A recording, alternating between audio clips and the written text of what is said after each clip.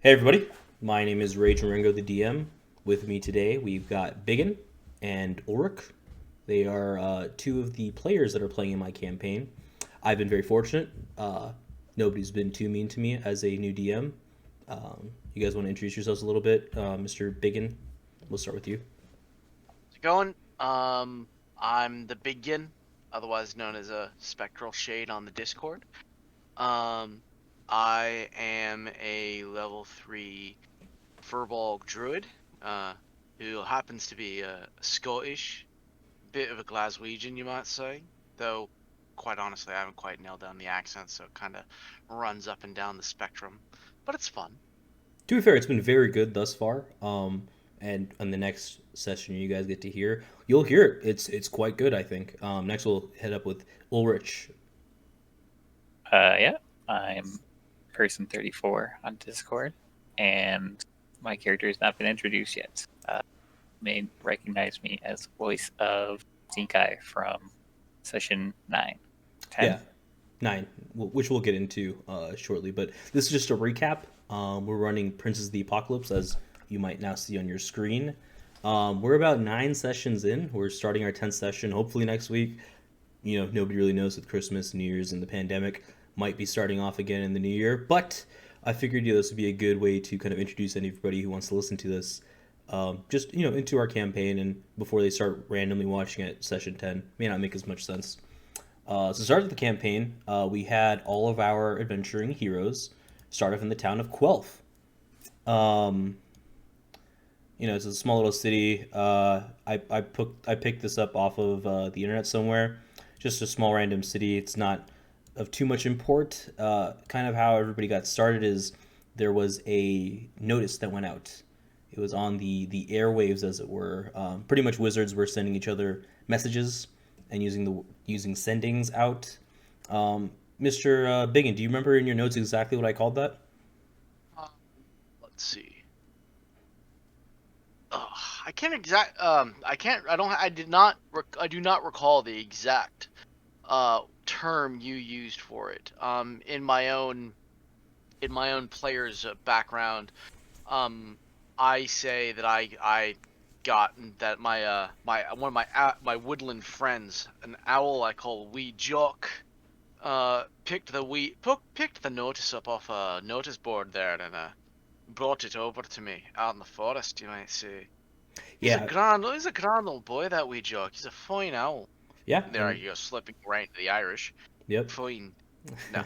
But yeah, no, so that's how I got the message and showed up randomly in town. Though I would like to point out that our orc wizard, useless, just, showed up in town without a disguise, kind of realizing that, while orcs may not all be bad, they are kind of misunderstood to humans. And to say he's monstrous, well, he is big, he is green, and he does have very large teeth. And Yeah, he did end up getting just chucked in jail right from the outset. So there were doubts as to how this campaign was going to go right from the beginning. yeah, and I guess to give you guys a bit of an insight, most of our larger cities don't have too much of a bigotry issue, but we're out in the boonies here in this town of Quelf. Don't worry about this Eastbrook. It's the town of Quelf, and yeah, everybody kind of got together from a ad posted in the Craigslist, as it were. This is a list that all the wizards, the person who created this list and this kind of messaging system was named Craig, the wizard. And pretty much all the major towns and some of the smaller cities have a wizard in their employ that use the Craig system. They go up and down kind of the street. They write down whatever message or sending they get, post it onto a board, notice outside, and here we go. So a two people from the town of Welton uh, posted a job. They were hoping to get some help from some adventurers to help move some cargo. For those of you who are, who understand, who have played, maybe some of the beginner set or some other adventures, I pretty much pulled the early part of Phandalin, the Phandelver campaign. The first set of that with Cragmaw Cave is kind of where the first part of our setting worked out, and I've kind of worked it in with another section to get them to level 2 and 3, and now they're as you guys will get into the later sessions, that's kind of where they're at all at level 3. So I kind of built my own story by combining a few different groups, a few different campaign modules, kind of meshing them together into my fun little campaign of Prince of the Apocalypse, my own version. So yeah, everybody met up with Arden and Joffer. Those are the 2 people that had posted the message, and they met up in the center of town. And after getting our orc wizard friend out of jail, we were able to mosey on along the way. So while they were on their movement, they ended up going to they ended up traveling and noticing there was this goblin attack. Unfortunate or fortunate for them, Joffer and Arden had kind of gone further ahead, just kind of leading the way, making sure that the path was fine. And they noticed right about here that there was a dead cart. I'll give it to Biggin. He can describe what happens next, because his character had a grand time, I can tell you. Oh, you bastard. So, so we come strolling along the path here, and we come across a downed tree, and we see that a cart has been, and I'm sitting up front with our ranger, and let's see, what's our ranger's name? Elwarin, and our elven ranger, and we noticed that the cart in front of us with Joffer and Arden have been attacked, and there's a tree down blocking the road. So we pull the cart over. I hop out to investigate. Elwarin hops out to investigate.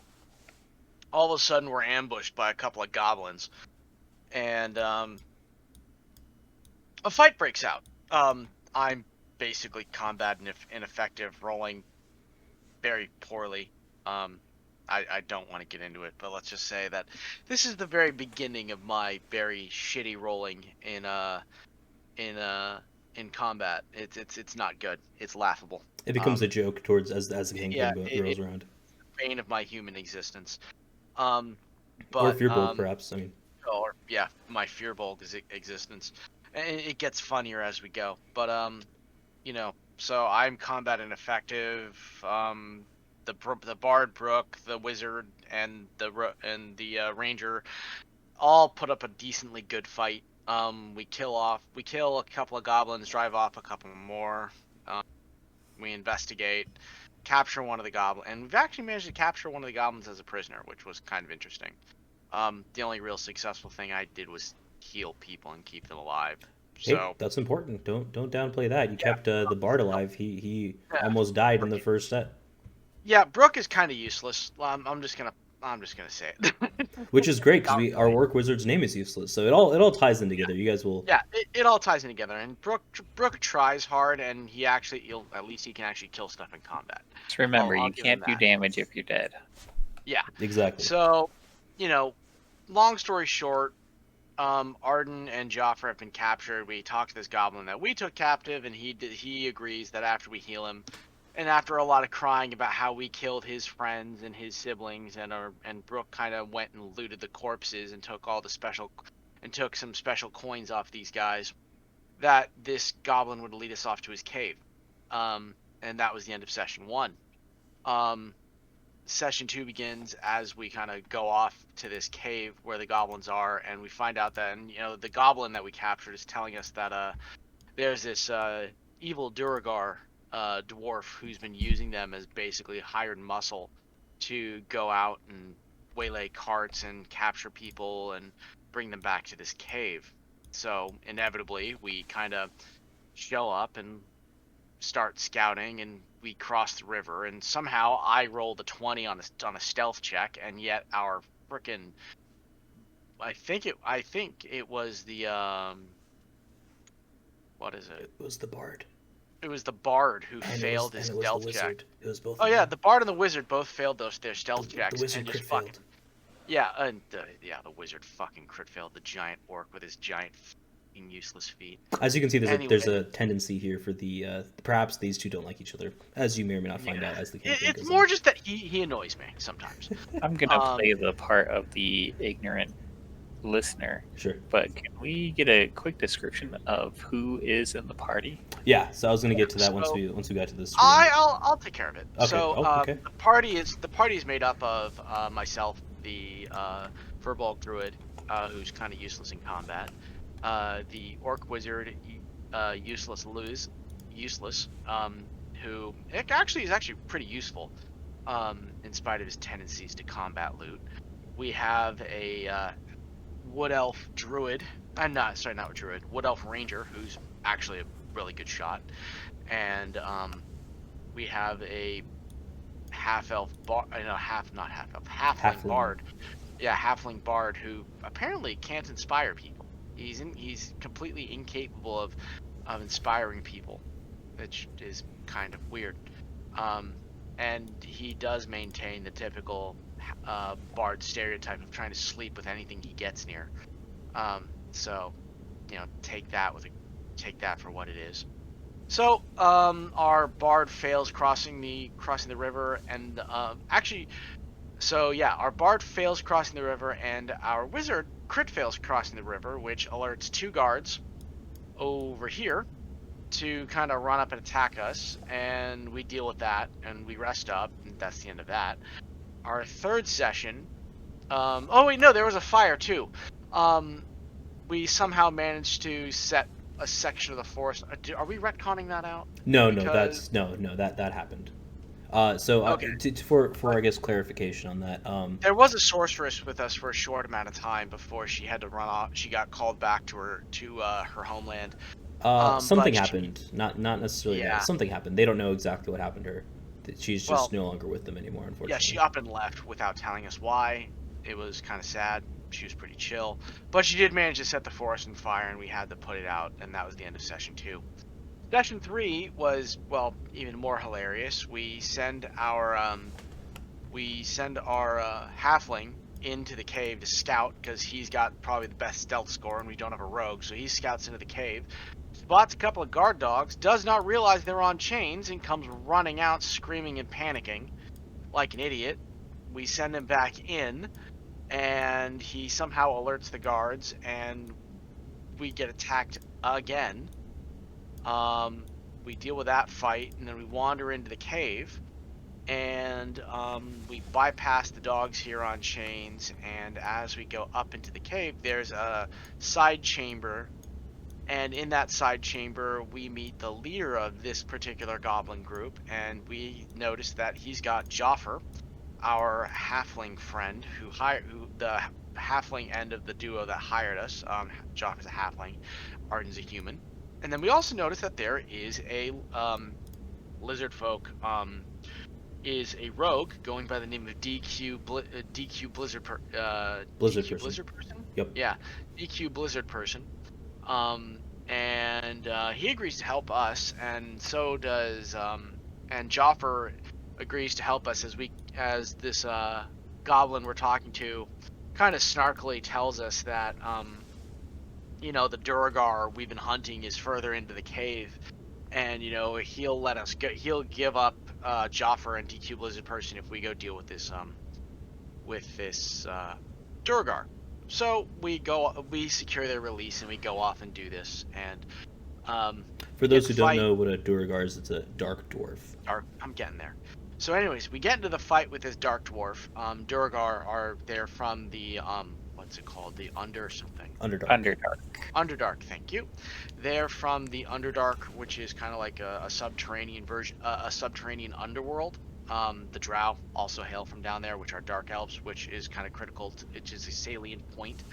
Um, so we get into this cave, we fight the Durgar, we incapacitate him and his two buddies, and then a Drow elf, a Loathling Drow elf, which is my guess, which is the more hostile, evil version of the Drow because there's a schism in that culture.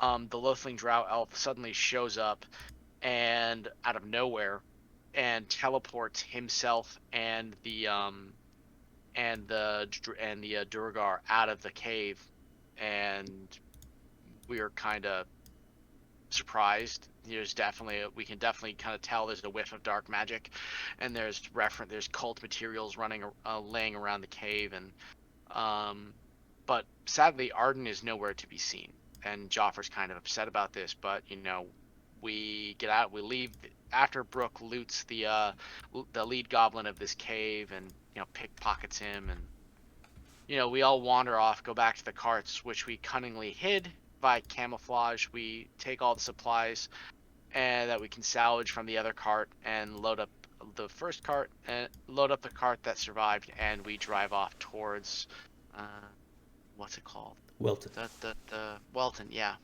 Um. So, um, as we keep going, oh yeah. By the way, the group, the Duragard that was leading the attack, his name was Gror Warhammer, Yeah, Gror and Warhammer. Warhammer, yeah. So he's not a very nice person. Kind of ugly and scraggly and running to fat, I pimply. don't believe Not a very I nice described him that way, but continue. But he's not a very nice person. Covered in lace doilies. It's very very very despicable evil person. Doilies. Anyways, as we continue along, we're heading towards I'm sorry, what's the name of the town again? I'm Welton. very Welton, thank you. As we're heading towards Welton, we're trotting along the road and things are looking pretty fine. Then all of a sudden we hear cries from farmers up ahead, and we notice that they're being attacked by wolves. Well, what looks like an attack really turns out to, and we learn this later, it really turns into they're more like corralling the human shepherds and stealing sheep, and they're being rather clever about it. So, we decide to go help the farmers, and we all disembark from the cart, and we all run up, and we get into combat. Again, I'm utterly useless, and the cool thing is, You heal I stuff. shapeshift into wolf form, Yeah, and you I heal try and stuff though, fight dude. wolves. I did. I Yeah, wasn't completely useless in nah, this fight. you healed one person, and then you I healed transformed. one person. So yeah, so I healed one of the farmers, and then you know, we we go and we drive off these wolves, but they kind of escaped with not only they. The interesting thing is we did kill a couple of them. Joffer did especially. He's quite good in combat, To as clarify, it you turns didn't out. kill any of them. You knocked them down, and they took them away. They to tend to their Well, wounded. you said we killed them and No, we took the corpses. no. I said they seemed like they were about to die, but then they were taken away by the wolves. You're not sure. Yeah. You guys aren't 100% sure if they died or not. Okay, fine. So they took their wounded with them, which was kind of a sign I noted as a sign of intelligence and not very common behavior among wolves. Um, Turns out Joffer's really good in a fight. He's kind of beefy, halfling barbarian maybe. Definitely an interesting character. Um, we talk to the farmers. They're grateful for our help. We heal up their dogs, their guard dogs, or shepherd dogs, and we go into town, um, kind of wondering what's going on and seeing if maybe we might be able to help. Um, so we get to the tavern, um, and it turns out there is we get to the Shepherd's Crook Tavern, um, and Joffer buys us a drink, and the farmers had also bought us a drink, and we all get a little squiffy, and then we proceed to have a meeting with the local elders, um, and we're seeing they're led by a particularly angry halfling who seems to have an inferiority complex due to his size and is overcompensating by just being abrasive and menacing and taking offense at the tiniest little thing, and Do you remember apparently his name? doesn't like references to his size. I don't think I wrote it down. But yeah, I didn't write it down. I didn't think he was all that important, and he annoyed me. Let me give you guys his name real quick here. His name was I had it Tilius. Tilius, that's right. And apparently he owns a lot of the businesses in this town, and he sees himself as the head man, and which is why he's kind of up himself and annoying. But Father Merrick is actually a really interesting dude. He's the local priest. Nice dude. Merrickson. Merrickson, sorry. Okay. Father Merrickson, really nice guy. We informs us that there does seem to be trouble with a local wolf tribe. That a bunch of the farmers actually went off on their own to try and deal with them, and all of them were killed except for one who survived and is a bit touched in the head. he also asked us to see if we could kind of try and find his brother. And we thought that would be a pretty good thing to do. And so, we go upstairs to sleep off our booze. Father Merrickson said he would introduce us to the survivor of the attack. So we go, spend the night, set up a door trap, which was not very well put together, and the proprietress of the bar, who oddly is reminiscent of the Elric's alchemy teacher from Full Metal Alchemist Brotherhood, shows our lizard person how to properly set up a door trap that gives him it. I might point out that living up to the bard stereotype, Brooke proceeds to spoon with DQ lizard person the whole night. So I'll take a pause there from you. So during that night, our orc buddy had a interesting dream, where I won't spill all the information as it becomes more and more apparent later on in the campaign. He's got some ancestral ties to his orc ancestors, and they come to him sometimes in his dreams, and inform him of things here and there, or just give him some advice, or just ask him why he's not bodybuilding like the rest of them. And they often look at him, say, you're kind of weak looking for an orc. But they give him shit for being a wizard. They don't necessarily do that. They're just perplexed as to what kind of orc he is, because his ancestors, none of them were of the intelligence variety, if you were.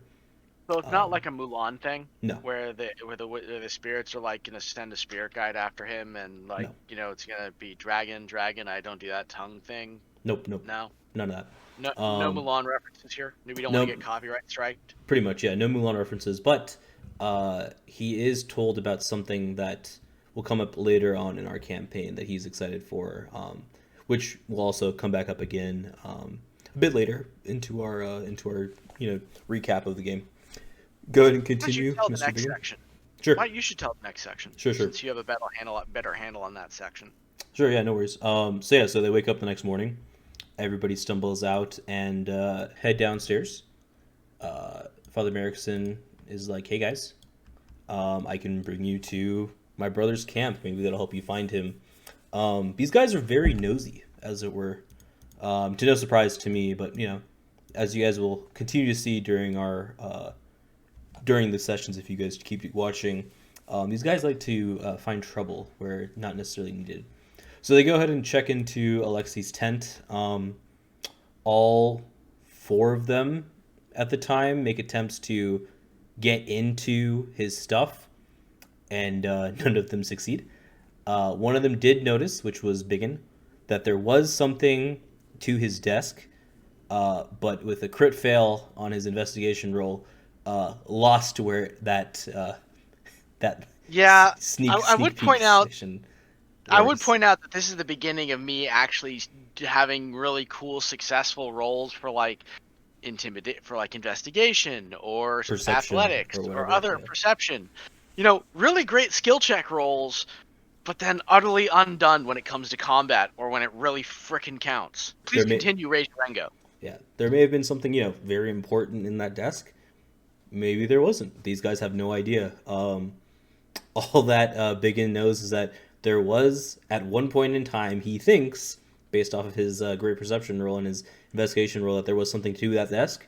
He just, as soon as he approached it, he tripped and fell and forgot everything about what was happening with that desk, unfortunately. He may have hit his head a little hard on the desk. It's okay. At the end of the day, they don't really find anything. Father Merrickson does let them know that he will not tolerate anybody breaking any of his brother's things. So that leaves them out of, I guess, destroying everything in the room, which is great.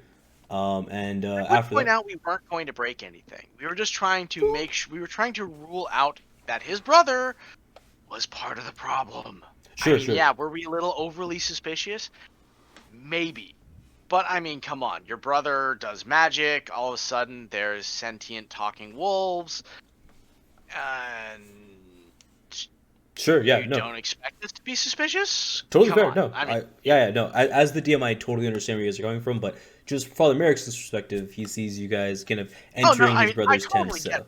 Again, I yeah, get Father Merrickson's perspective, but it's like, dude, come on. yep. It's like you ask us to help, and we just want we were doing our due diligence and didn't see any problem. Father Merrickson was being a little overprotective. Just a Bit, bit, you he know. was being a bit sus, as the kids say nowadays. He was, he was, being a bit overprotective. So as they continued on their journey, they ended up looking for more and more things, and they stumbled upon this wolf encampment. I believe when you guys were there was 12 wolves in total that Yep. you guys came into contact with, except for the two, aside from these two larger wolves. Um, namely the one in white is named Bolt, the one in black and red is named Flame. Though they're having kind of a quarrel at the time as to what the direction of this wolf tribe, wolf clan, if you were, what direction they're going in. A fight breaks out. These chumps can't shoot to save their lives or hit anything to save their lives. So the sleepwalking lizard man stumbles his way into camp after Father Merrickson kind of points him the way. He slept a little long, and then nobody woke him up because they felt bad. They thought he was kind of cute sleeping there. So he, half awake, wanders into this combat, and he looks around and says, "Ashiu," and he takes down 2 wolves by himself, and this kind of ends the combat for the most part. And fortunately for him, his character crawls back up into the tree and goes to sleep as he's very tired, very exhausted. He kind of saves the day for them. But the big takeaway from all of this is Bolt and Flame have an argument, and Bolt wants to just take what they need and then eventually leave once they have enough supplies. Flame, on the other hand, wants to pretty much kill all the humans in the forest and make the forest theirs. So that's kind of where the disagreement comes in. Fortunately or unfortunately, our group of amigos end up helping out the white slash blue wolf Bolt, kind of overcome the fiery red Flame. And after the battle, I believe Biggin asks if they could, take any souvenirs or, bring a wolf back with them to kind of prove to the town that, hey, these wolves are sentient. After some debating with Bolt, they say no, and Biggin is gracious enough to allow the wolves with these sentient wolves with some magical abilities head over into his forest, which is within the high forest, and find sanctuary there, which may or may not have implications in the future as well. Lots of things happening, all in the works. It's fun, and that's pretty much what happened here. Then they ended up sleeping. The session after that, they went to investigate the caves, found lots of cave drawings that to them seemed to indicate that Alexei had cast a magic spell and had a wild surge moment that kind of erupted him into light and casting magic everywhere, which hit these wolves specifically. I guess more acutely affecting Flame and Bolt, giving them some more additional magical powers. But the other wolves were also affected, and they were able to now speak and have intelligence to build. They originally had a line of fencing to kind of prevent people from coming in, as well as a fenced area for where they kept their sheep, etc. So as the group kind of wandered in, fortunately or unfortunately, they were attempting to break things to see things a little bit clearer, and the orc wizard continually used acid splash on the walls to kind of erase all of the markings that the wolves were there. And by doing so, after a certain amount of time, he caused this portion of their cave section to collapse. So going past here was unpassable unless they were to, move all the rocks out or cause an explosion, what have you. After this, they headed back Point, into we did investigate that section prior to yes. trying to destroy the cave paintings, and the point of destroying the cave paintings was not wanton destruction. It was actually to further obfuscate the fact that these wolves were intelligent, in case we decided to send the in case the town decided to investigate our claim that we did indeed drive off these wolves. Yep. So after that, they headed back, all beaten up and bruised, back to Shepherd's Crook. And, they all got a drink. They chatted with the townsfolk. Our good friend Biggin got into a arm wrestling competition with Tilius. Would you like to explain how that went, Mr. Biggin? It went very poorly. It did not go well in my favor at all. Tilius may or may not have flipped his body during this arm wrestling competition. Yeah, it was bad. And it's really unfortunate because he actually was his 7 foot tall self, 7'5". I can't remember exactly how tall you think your character is. Between 7 foot and 7'6", somewhere around there. And this is a halfling. He lost to literally somebody less than half his size in an arm wrestling competition. Not it's kind of lame that I have really bad combat rolls because it basically precludes me from doing anything cool. Like, I basically suck balls at anything. It's kind of bad. So to be fair to Biggin's character, he does a lot of cool things, just not always in combat. A lot of cool things happen outside of combat, which are great, but not always things happening in combat. He's got a lot of fun role-playing things that go through. I went Circle of the Moon Druid. I can shapeshift on a bonus turn as a bonus action. But I mean, what good is shapeshifting because I can't cast spells in it, I can't heal from it. It's just I feel so incomplete sometimes. And that happens. It is what it is. So after getting the report in, they get paid, which is nice. Most of them get paid a good amount of money. Brooke, being a jerk, insults many members of the council, and so he gets paid less. Yeah, this is the beginning of our woes with Brooke and some of the problems his mouth causes. Yeah. And then after that, they all decide to go to sleep.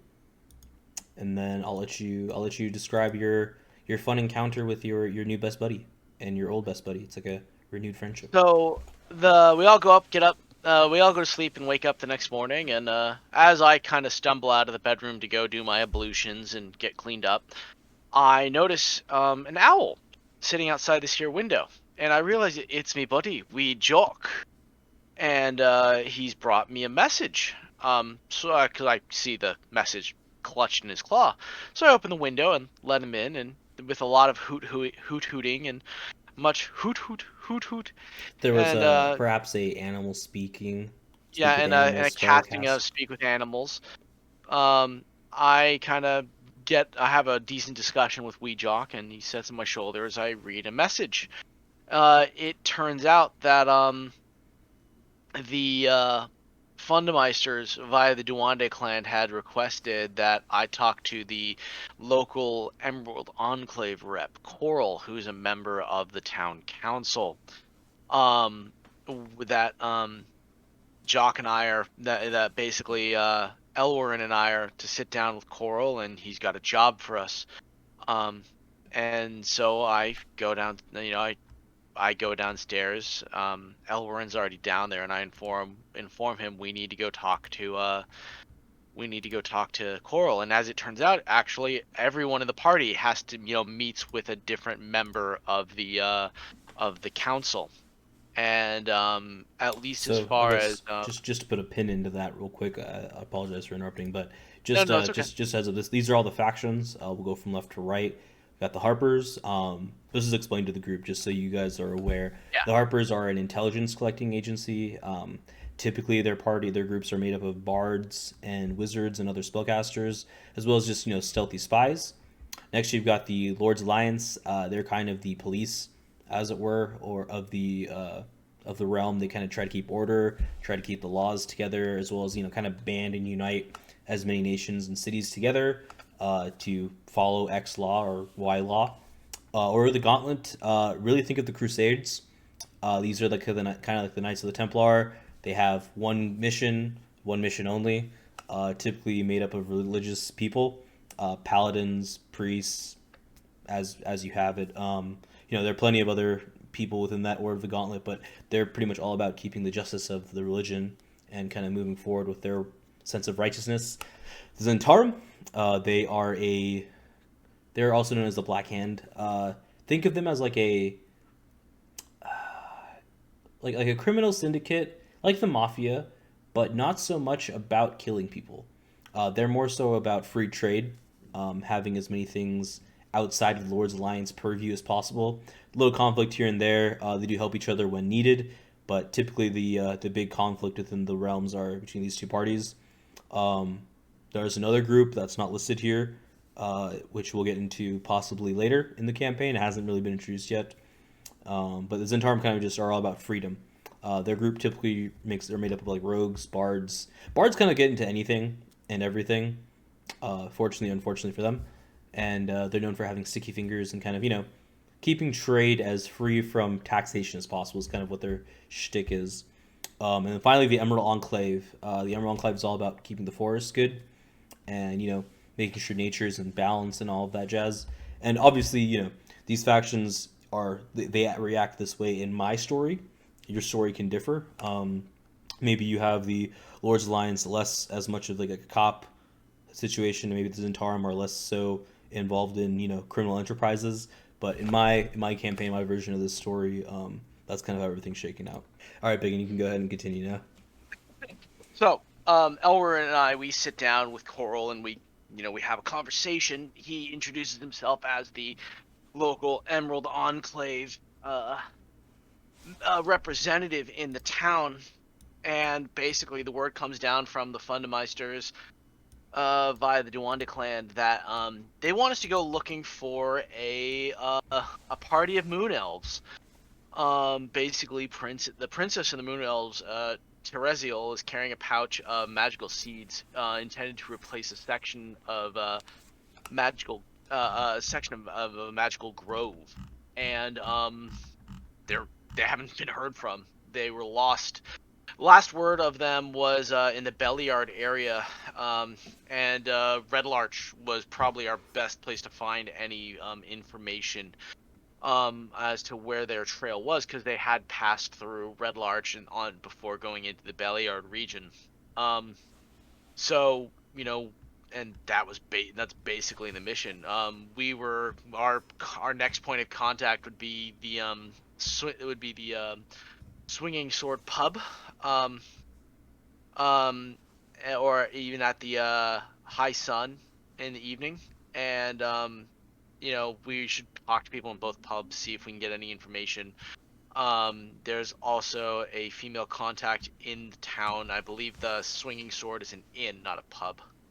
And she runs it. So we'll want to talk to the female elf who runs both the Swinging Sword and the High Sun. But we're supposed to look for one specific. That one of our specific contact is elf who runs an inn in the town. We did not get a name from Coral of who that was. Correct. And the two other factions that spoke to different groups of people each had their own requirements, but pretty much what's happening is something's bad happened to this group coming out of Mirabar, this delegation as it were, and each of these different factions have a different stake into that group, perhaps including those that don't necessarily have a member of theirs within that party. It's just to kind of get good with the other factions, have them maybe owe them one. So pretty much every faction in our stories interested in finding out what happened and hopefully rescuing them and meeting whatever requirements that they have for each faction to get done, sort of deal. And each faction doesn't necessarily know what the other factions are looking for, so that makes a fun little interplay within that with the group as well. So, after all of our conversations were done, Elwarin and I kind of had the group gather up again, and we talked. And our useless DQ and Brooke were all kind of cagey, not really giving us any information about what their tasks were. They did all say that that they had to go to Red Larch as well, but they weren't exactly telling us what else was going on. Whereas Elwarin and I were not bound by any secrecy, and we felt that it would be best to be open and honest with the group and just kind of be like, hey, we could probably use your help on this. I'm guessing you guys are going in the same direction as us, but they declined to say anything beyond the fact that they're going to Red Larch. We not really being too familiar with the wider environs, or we all having our own distinct areas. We didn't know where we were going, so we thought it might be a good idea to ask Joffer. So Brooke goes and talks to Joffer, since Brooke was trying to get his hands on Joffer's sausage. And literal sausage for literal Wens. sausage. Yes. And Brooke, being Brooke, was kind of drunk, and Joffer was really not happy and kind of upset over his friend Arden. Yeah. We got a message from Arden being missing and not being able to find him and help him, and Joffer's really upset, but he's got to stay behind in town. He can't go off adventuring with us. And he does hand Brooke a map, and the map was like the last thing that Arden gave him. And then the map actually had some pretty interesting intelligence and information on it as far as routes and things like that, but it was a bit worn. There was like a few sections that were damaged. And it was wet and a little it was sticky with pretty snot. damp from the amount of crying Joffer had been doing. To be expected. Brooke, kind of upset by the moisture of the map, throws it and hits DQ Blizzard person. Actually, no, it doesn't so much hit him, but he throws it at DQ Blizzard person. DQ, no, not DQ. He throws it at Useless. Useless dodges, hits the map, hits Elwarin, and Elwarin chucks it over the bar because he doesn't know what it is. And because he doesn't know what it is, and he misses the barman, who is a big yoked dude who oddly looks a lot like the husband of the alchemy teacher from Full Metal Alchemist. Curtis. Curtis, yes. Mr. Curtis. So,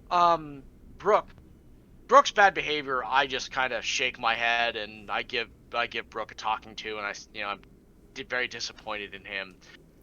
The rest of the town is definitely already looking at us like we're a bunch of jerks. Yeah, and I'll take a pause here for you, Big, I'll kind of go for it. Give everybody the lay of the land here. So, for reference, Joffer is the beloved anti-hero of the town, as it were. Him and Arden kind of kept trade flowing through the town. He was kind of the guy who was the bodyguard, who also was just happy-go-lucky guy for the most part. Everybody loved Joffer. And everybody was really sad to not know what happened to Arden. For all these people know, Arden's dead. He was not at the cave when the group got there. They may have missed him in the night because they spent a night outside before going into the cave. They're not quite sure what happened. But yeah, Arden's gone, so nobody knows where he is. Joffer has absolutely no way to find him and no way to look for him, as he's kind of the only muscle left in the town.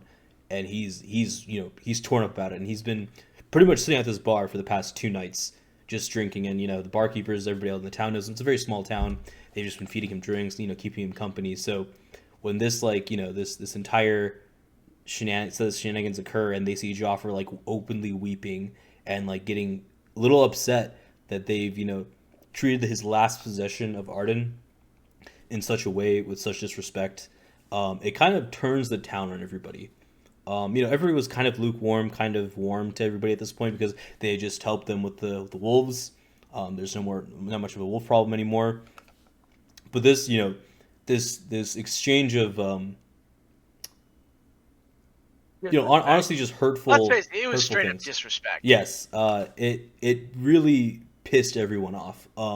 Even Father Merrickson, who's been the most cool-headed of the lot, was visibly angry. And to quote one of my favorite books, and one of the scariest things to see is the anger of a calm and quiet man. And that's what they started to see. Yeah, and I honestly don't blame the villagers. I can't help the fact that my party's a bunch of ill-mannered dolts. And so, oddly, me, the guy who lives off in the wilderness, guards magical artifacts and talks to animals, is the polite one, and wanders over to the council and talks to the belligerent halfling, and after another arm wrestling match where I acquit myself somewhat well and still lose, not quite a flip don't over, lose as badly. Yeah, not quite a flip over. It wasn't a huge loss. They take pity on me and give me a map, and they basically say, "Get the hell out of here. If you cause any more problems, we are going to basically take back any nice thing we had to say about you to your respective guilds, and you're basically on thin ice. So get the fuck out of town." And And so, as this is all occurring, Joffrey's like slowly like leaving, and yeah, Joffrey. everybody in the bar is just very nervous for Joffrey, and Yeah, very worried about him. So Joffrey, for the I guess just for everybody's awareness, he was he was fully ripped not in a apart. good. Yeah, He he was was not fully in a good ripped up, place and after he was that. yeah. So the villagers are probably going to check. You know, they look after their own and everything like that. But Yeah, it's probably going to take him a while based off of what everything that kind of happened. The and I group kind of continue to give understands. Brooke a bunch of. I continue to give Brooke a bunch of shit about him being ill-mannered and disrespectful, and we managed to get out of the town with our lives, but we can't even get horses off the village, out of the stables because they're owned by Tilius, and no one's in any mood to help us. So we hoof it out of town, And they and also we only start. had two horses, the Yeah, ones that they brought back. To be fair, yeah. So we start marching off towards Daggerford is the next city. Daggerford. So, Daggerford. We start heading off towards Daggerford, which is the next big city so yeah. So on the what map. what the group got from this town folk is this big world map, and for those of you I guess watching, I got this map from the Storm King's Thunder campaign. It's just the northern Sword Coast. This is kind of the entire area that they will be working in, if they choose to get to the Red Larch. So they were their group was here in Welton, which is a different town. If you look at your Storm King's Thunder or any other northern map, I've just repurposed it for my uses. And they're on their way to Daggerford, which is the town right here. Yeah, so I'll hand it back over to Biggin. So this is so we continue on our merry way. We're walking along, and we come to an opening in the road where there's forest on one side and it looks like there's a camp set up. And we notice that there are some men um who are shooting at owl bears, and there are young owl bears in cages. And no, I am not keen on this. I admittedly jump to conclusions and see these gentlemen to be poachers. They're being very polite to us, and they say, "Oh, ooh wee, do you guys want to take a crack at these here owl bears?" We have no idea why they're shooting at these owl bears, but these owl bears are wounded. They're pissed off, as owl bears. Well, owl bears are not exactly the nicest of creatures to begin with. Um, and the fact that they have two baby owl bear chicks in cages, Elwarin and I are not putting up with that shit.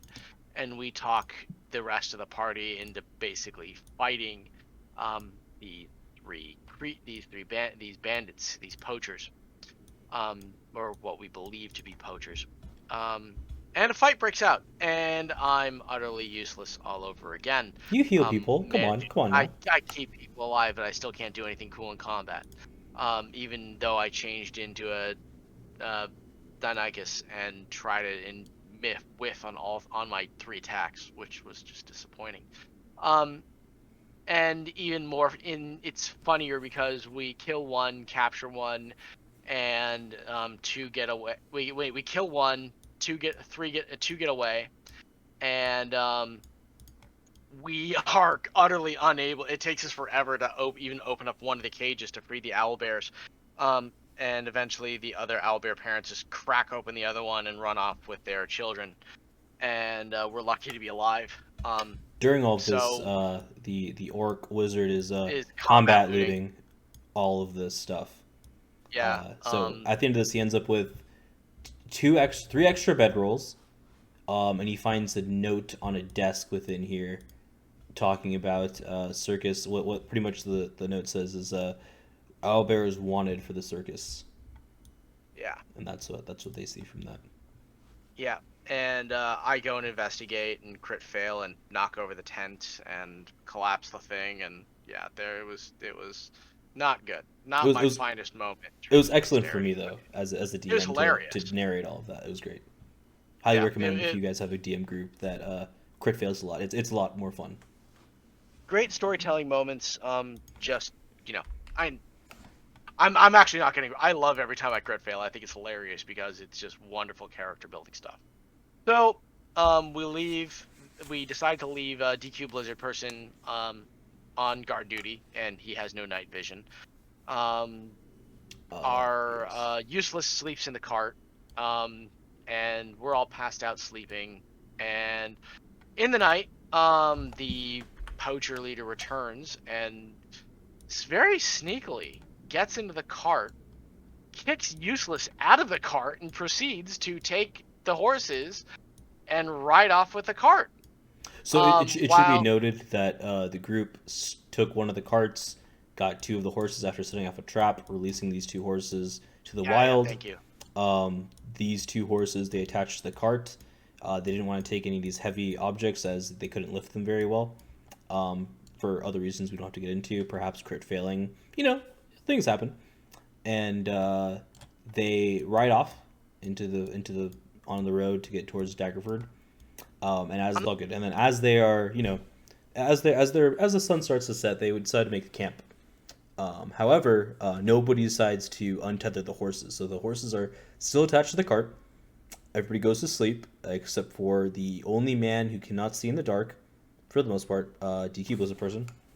So during this time, our orc friend, Useless, is sleeping on the cart. Everybody else is, has their own bedrolls out, just sleeping around the fire, as it were. DQ is hanging out over here.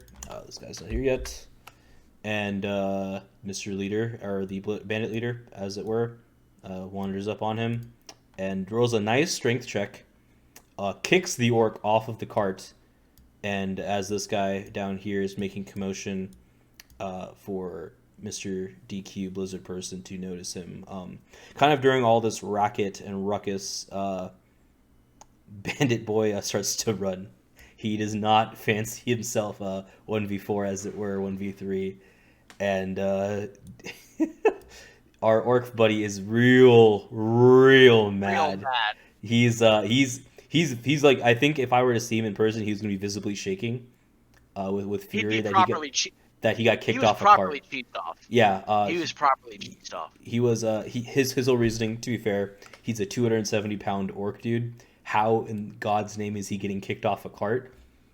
All fair questions. They soon find out later that the bandit leader is real strong. So it ends up making sense at the end of the day. But he was the term real miffed. yoked does not even begin to describe it. They were real miffed. During this time, as the cart is kind of heading off into the distance, combat's encountering and all that jazz, 2 people end up going after the cart. Surprisingly, not the orc dude. The orc dude would rather chase the other lone bandit on foot. I'll let Biggin describe the cool things that he ends up getting done. Yeah. There's some pretty cool shenanigans that happened at this point, and that I am actually I'm really happy about up until a certain point. So I will point out that the DM was very, very generous with this as I described it, but I wake up and I kind of look around and see what's going on. I downshift into a dire wolf, and I just since I sleep on my stomach, I am immediately ready to just kind of hop up onto all fours and start sprinting after the cart. And the dire wolf has a 50 move speed, so so the DM makes me hop through a couple of hoops, do a couple of different checks. It was like what? And I think it was 2 athletics checks, and then 2 athletics checks, and then an acrobatics check to jump onto the cart. I believe. Yeah, because you asked to do acrobatics. Yeah, so I had to run. I succeed all these checks, and they're all strength checks. Acrobatics is dex. Yeah. Except for the acrobatics, which is dex. But so I passed the strength and dex checks, even critting on the dex check, which was cool. Yeah, so he pretty much in a full paced trot jumps onto this cart. From lying down. Yeah. Downshifts into a wolf form. Jumps onto the cart. From lying down. And pretty much gets to right there. Yeah. It's pretty impressive. And the cart is further up, I guess, mind you. The cart was pretty far away. Like it took all of his movement. Full 50 movement. Yeah. And he even lets me have an attack, and I whiffed. I whiffed hard. How hard would you say you whiffed? I believe it was a crit. It was a crit fail. You'd be correct. It was. Yeah.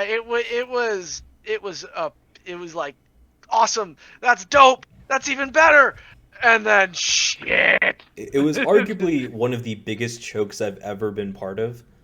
This man, rolls 20 pluses on every roll prior to the crit fail. Like I said, this was his best set of rolls ever in the game thus far. He rolled a 21, a 23, and then a 26 or 25, whatever it was on the acrobatics check. It was nasty, absolutely disgusting. And then he finally gets to, do the cool thing at the end of it, which is attack. And the man could not keep up his good fortune. Yeah, no, I missed, but I barely managed, and I get thrown off the cart. That's how hard I missed. So I guess I crit fail, miss, and lose my balance based on the 1d100. Not quite. So not quite. So unfortunately for him, the bandit leader went immediately after his character. When he crit failed, he stumbled and hit his head on the back of the cart and was stunned. Hearing all this kind of ruckus in the background, the bandit dude turns around, heaves him up with a massive strength check, and tosses him off the cart. All while he is stunned. So obviously, having advantage does help with a massive strength check, but he still did it. And everybody at that point in time was just absolutely stunned about the change of turning events. It went from one of the coolest things I've ever been part of, with multiple 20-plus rolls into a critical success to get onto the cart, and then into a crit fail, and then getting thrown off of said cart. Not my finest moment, to be sure. Yeah, up until that point, it was his finest moment, which is the irony of the entire situation. Like, he did everything so cool, so clutch, until it finally, until he got a little too close to the sun. Icarus got a little too close to that sun. He could taste it a little bit. It was a little too sweet in his mouth. So upon all of these, there's a lot of cussing. Yeah, and which is probably better that I didn't get it recorded, because it would not have been YouTube appropriate. So the bandit leader ends up getting away with the cart and the horses. Your orc and your lizard man capture the bandit, and I will let Mr. Biggin describe how the dialogue went after this. Yeah, as well as what his name was that they ended up finding out. This guy, there's something wrong, guy. Seriously, he's not. To say he was mentally deficient might have been a little kind. Hey. Be nice to the poor villager. The poor village dude. Okay, fine. His name is Mary Bow. He's kind of it was kind of interesting that he even had the stones to kind of run up and taunt us and make all that noise, especially with Useless trying to kill him. He was wounded. They brought him in wounded. Elwar and DQ and Useless, they brought him in wounded. And Marybo just proceeded to snivel and cry and bemoan the fact that we killed his brother Jobo, and it's quite rude of you, honestly. And he was really scared by he was really scared, especially by Useless. So for context, Useless was basically gonna eat him alive at this point. So for context, the lizard man and the orc captured him here, and by capture, I mean that the orc jumped on top of him and was sitting on him and imposing his physical stature on this poor 16-year-old meek boy from the villages. Yeah. And during this, your good old buddy DQ Blizzard person found a stick and bashed his knee in to the point where he couldn't use that leg anymore. Yeah, they kind of kneecapped him with a stick. They also Massive crotch injury. It wasn't very nice. Yeah, they also broke his night vision goggles that was given to him by the leader of the bandits, which he was very sad by. That could have been useful. And they also, kind of cut him up and bruised him up, and they tied him up. And funny enough, the wizard is the one who carried him back. It was not the rogue, the wizard. The orc wizard carried him back. Because the orc wizard has like a base strength of like 15. I don't know what our little wizard set his strength to, but it's not normal for a regular wizard boy to have that much strength. He's an orc. Yeah, come on. But so we all sit down, and I kind of use my medical skills to stabilize Marybo. And I say, he was look, real buddy, bad. He was really way. Messed up. I managed to stabilize him, and I in my best Scottish brogue, I say, now listen here, laddie. I'll keep you alive. I'll even go one further. I'll heal you right up, and I'll keep this here orc from eating you. But you're to take us to your leader, and not to lie to us, and not betray us. If I do that, if I heal you, will you take us to where we need to go? Because we need to have words. It seems there may have been a misunderstanding regarding what you were doing with those owl bears. Seems they'd escaped from a circus based on the documentation we found. And Marybo proceeded to confirm this and sang the praises of Mr. Leader. And we were all very confused by this. But I did my thing. I healed him and made him feel better, and basically talked Useless into not killing him. Useless was still pretty upset, and was basically ready to kill and eat Mr. Leader given the opportunity. So the next morning we get in the cart and ride off towards Daggerford because Marybo tells us. Incorrect. No, well, yes. So I'll we ride off in the direction of Daggerford. Yeah. Well, we didn't know it was in that direction, but Marybo tells us where to go. Yeah. So the bandit boy Marybo lets the group know that he has one horse tied up there that would help them. With we had to walk because we did have to walk because Mr. Leader took the cart with the two horses. You're right. Correct. I apologize. No worries. So we recaptured the one horse in the morning, and Elwarin did, and they put the injured bandit boy on the horse. Yeah, because he still was, that knee was not fully, it was healed and it would be functional with a little more rest. They stabilized it. They made sure his kneecap wasn't literally wobbling around anymore. Yeah, he was getting laid up for a while. It was pretty gross. It was basically bent backwards in an angle it shouldn't be. Yeah, and Marybo is tied to Biggin to sleep that night. He fortunately didn't get crushed. I was not too keen on that, but to keep him from escaping and to keep the orc from eating him alive, yeah, it was worth it. Yeah, so they end up heading towards the campment that he was part of, which leads them to here. And when they get here, they notice that the one cart that was stolen is there, as well as 3 of the 4 horses, as they have the 4th horse. And the group finally gets to meet the one, the only Mr. Leader. And they get here.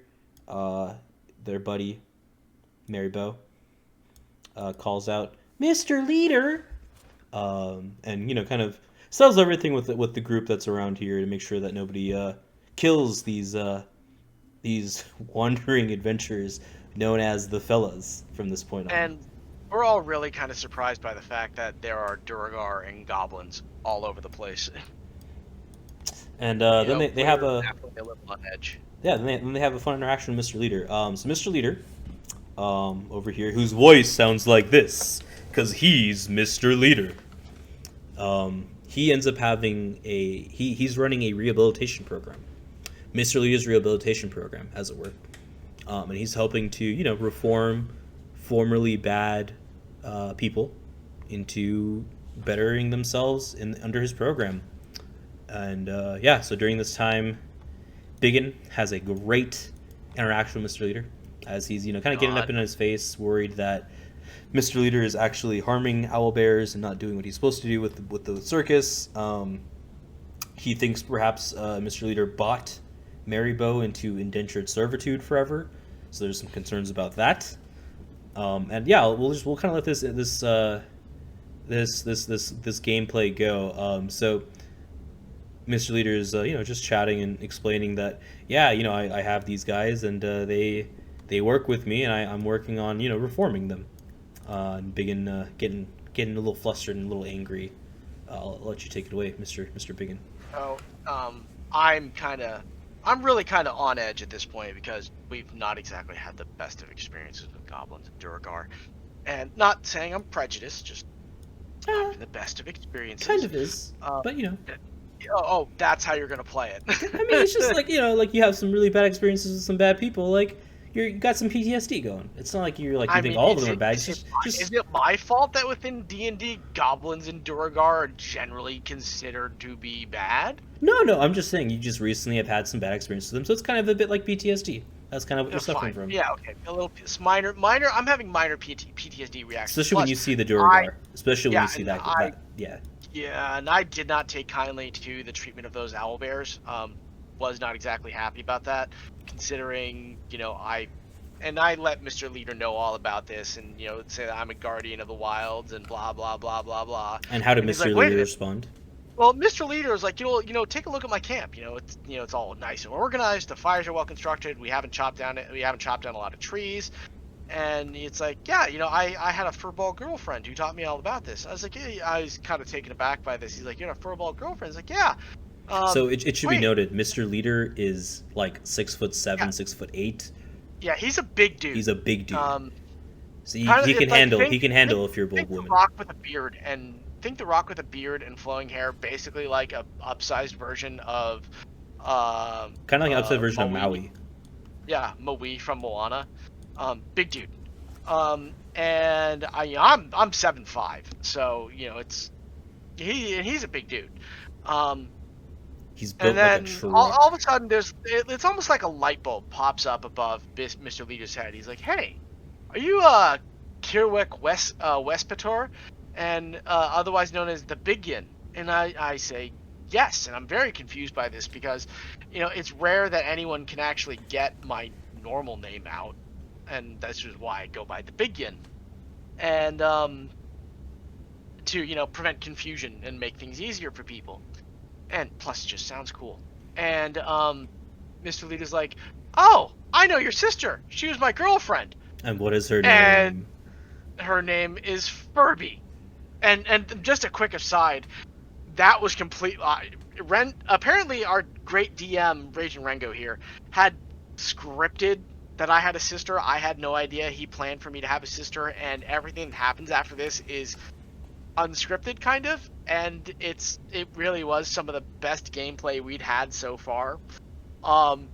So he basically drops the name Furby and the fact that I have a sister in my lap, and as a separate aside, in game he says I had 5 other cool names, and I straight up pulled the Spectre and rolled like shit that whole day and just got the crappiest results possible. I don't know what was going on, but yeah. So I proceed to just kind of pick up the ball and run with it, and exclaim, calling Mr. Leader a bastard and pointing out that it was his fault that my sister was pregnant with twins, and how dare he leave her. And I'm ready to straight up pull out, take my shillelagh and beat him over the head with it. The two Duragar flanking him are really getting anxious at this point. They've actually kind of hefted their weapons.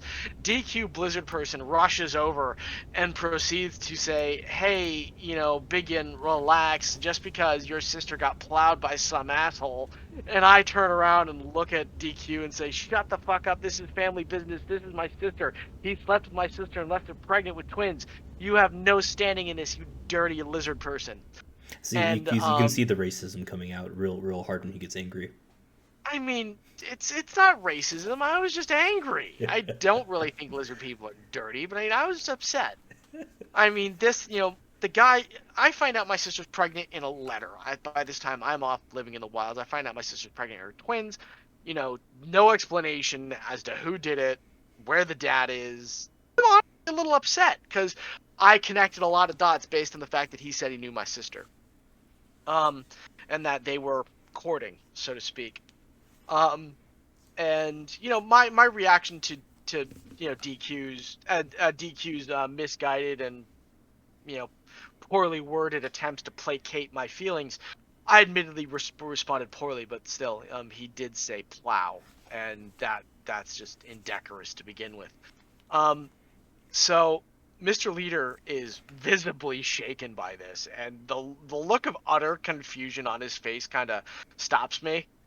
I kind of I actually I kind of lower my shillelagh to my sides, and I'm looking at him, It should be really noted, confused. Biggin had stepped up like this, and both Duragar flanked him like this. Yeah, I am quite literally standing over Mr. Leader as he's confused, and I was about to whack him in the head up until I realized he was kind of shaking and confused, and he looks at me. It's like, twins?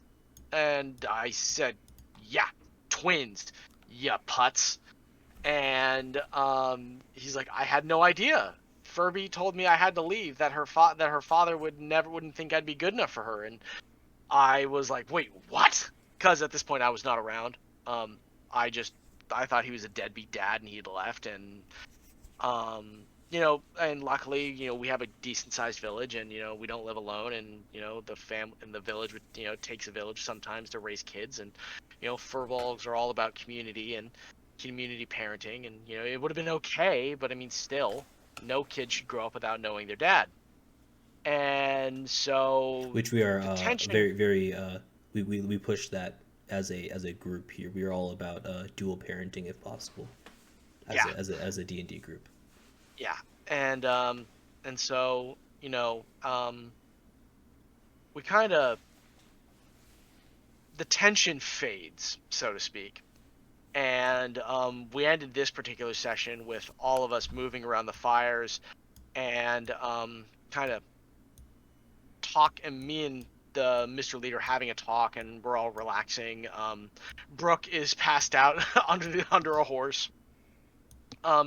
Useless actually ends up sitting by himself with a bunch of goblins and learns the Find Familiar spell, which will come into play later. So how that works out is everybody's kind of around the fire, and as this is kind of happening, that later in the evening, they find a jiggling, wiggling dwarf, plopping along the way, and this is our first introduction to Lando. Lando is and he of the family Calrissian? Is he uh, of the Calrissians of the mountains? you have no idea. He has not yet told you. Okay. But Lando ends up coming around, and I just don't want us to get sued. Sure. And he's everybody finds out that he's Mr. Leader's right hand man, as it were. He's kind of the first student of the Mr. Leader rehabilitation program, and he's kind of been Mr. Leader's model student, and Mr. Leader is very fond of Lando. Yeah, apparently he lives a very reformed life, and something really weird starts to happen now. Every time Mr. Leader mentions his reform program, he smiles, and one of the Durgar casts prestidigitation, and there's a glint from his teeth and a ching sound every time it happens. Like we're in It's part of his weird marketing. shonen. Yeah, it's part of his marketing thing, but it's part of his branding, but it's almost like we're in some weird anime. It's kind of odd. But if anime exists in this world, but yeah, it's a weird thing that's happening. Weird to you, but excellent to everybody else. Everybody's having a great time with Mr. Leader's smile. So as we meet Lando and we're introduced, Mr. Leader kind of makes veiled comments about Lando's past, and his kind of continuing problems with thievery, or as Mr. Leader styles it, kleptomania. Because it's not as Mr. Leader sees it, it's more that Lando just has when his hands are idle and he's not smashing things, he's kind of prone to just pick things up and pocket them, if it seems like people don't want the thing, or the thing's unattended, he'll just kind of pick it up and take it, and with every intention of returning it just at some unspecified time. Yep. Um, Or yeah, so maybe upon and death, he's not quite sure when he'll return it. yeah, the terms of return are negotiable and undefined, but Mr. Leader firmly believes in his program and believes that he has left a good mark on Lando's heart and soul, and that ultimately Lando will eventually return the things he kind of walks off with. Um, and as it turns out, Lando so we kind of meet Lando, and Useless learns his little spell, So we'll get to that. and So during yeah, this session, the whole conversation Brooke and Lando kind of hit it off, to the point where Brooke is now apprenticing under Lando. as for thief skills. Yes, and perhaps these So, skills well, just overall apprenticing. Mr. Leader thinks that Lando could possibly work good on Brooks' ill-mannered soul, and possibly reform him. So Brooke is the first student in Lando's franchise of Mr. Leader's reform program for villains. Rehabilitation program. And yeah, so Reform rehabilitation program. I mean, it's the same thing. yeah, so everybody kind of chats, and it's decided that the next day they would go and get the other cart and kind of load everything up to both carts, attach all the horses together, and then get all of those things back to Daggerford, as it is the stable master of Daggerford's belongings. Mr. Leader had borrowed them, as he has a good relationship with the stable master, but he wants to make sure all of those things are returned, and as great of a condition as possible. As everybody goes to sleep, Useless So, ends up. Wait, you should say something. no, go. Okay. So Useless is hanging out with these goblins and playing around with them, and he casts some light prestidigitation just on his hands to create fire, and all the goblins are just enthused by all of this. So they end up playing. He ends up doing some magic tricks. They end up showing them their form of magic tricks, which are hitting things real good as a group and like sneaky attacking them. And Mr. Leader, upon seeing this, kind of chuckles and says, "Yes, that is those goblin boys, those trio of brothers. They're a form of magic, as it were." And he kind of laughs. And Useless, just taking it all in, he ends up falling asleep, and all three goblins end up falling asleep with him.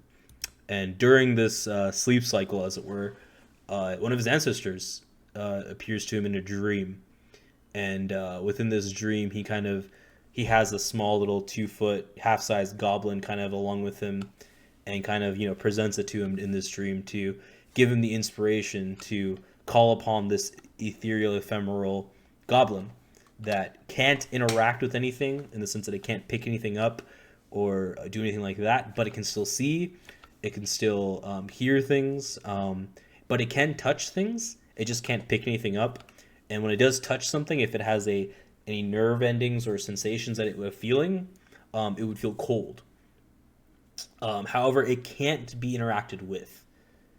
So that's kind of the fun toy that Useless gets out of this interaction. Then the next day, the crew end up going onto the horses and onto the carts, end up picking up all that stuff, and then start heading to Daggerford. And that's kind of, it takes them a couple hours to get to Daggerford.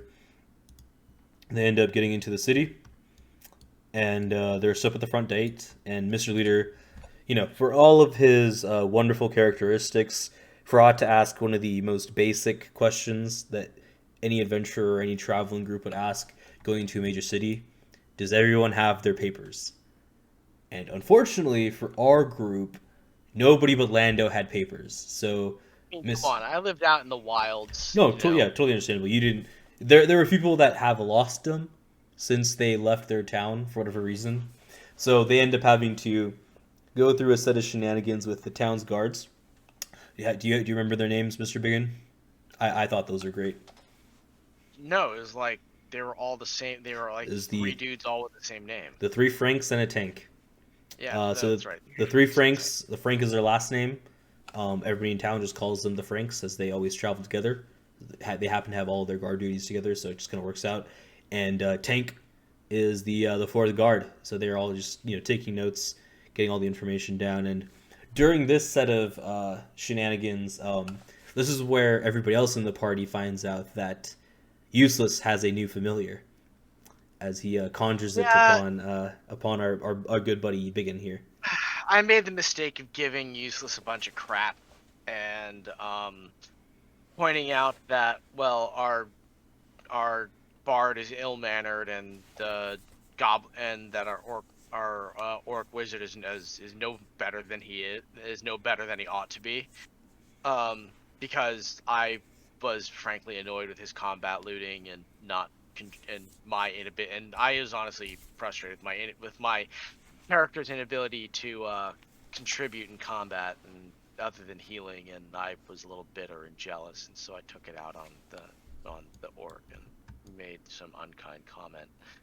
And he got you back. He got you back real good. Yeah, he got me back because he summoned that little goblin familiar, and it attached itself to my left hand.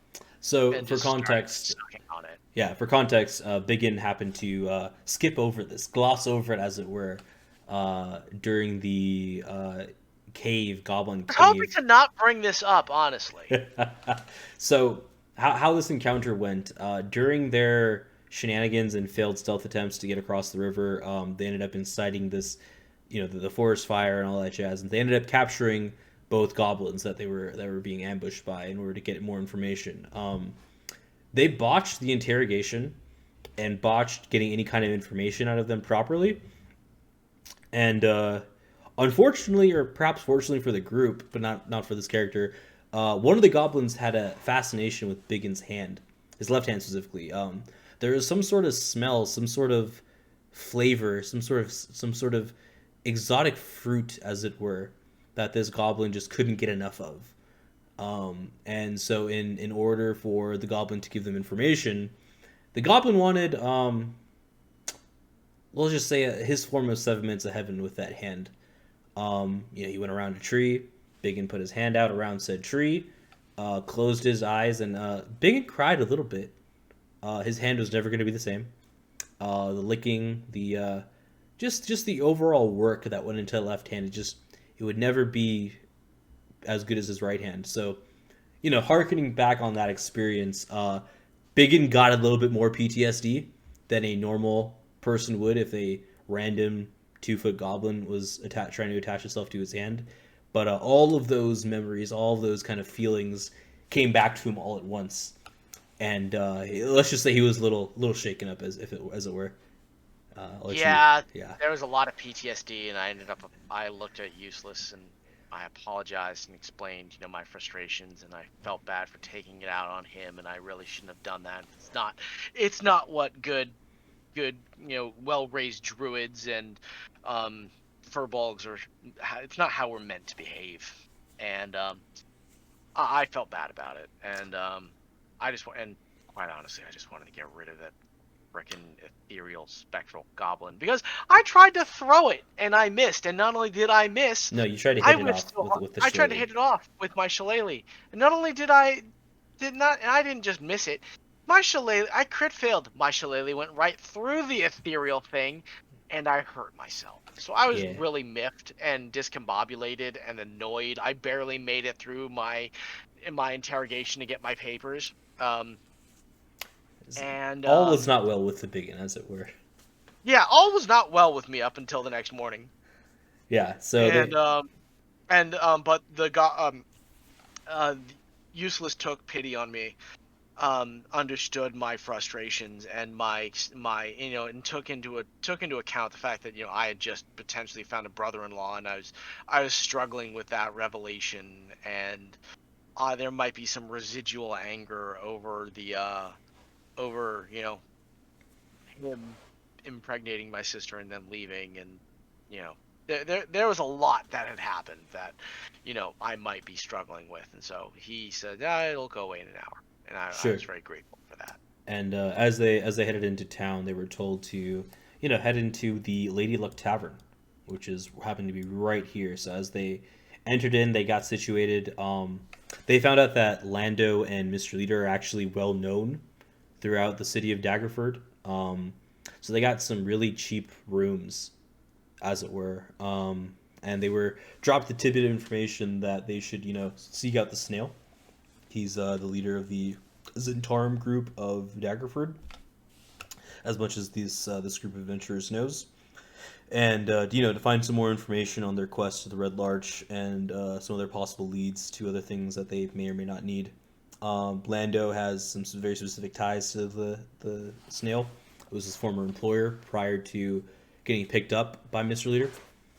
So Mr. Leader ends up going off and taking the horses and the cart as well as the cages back to the stable master.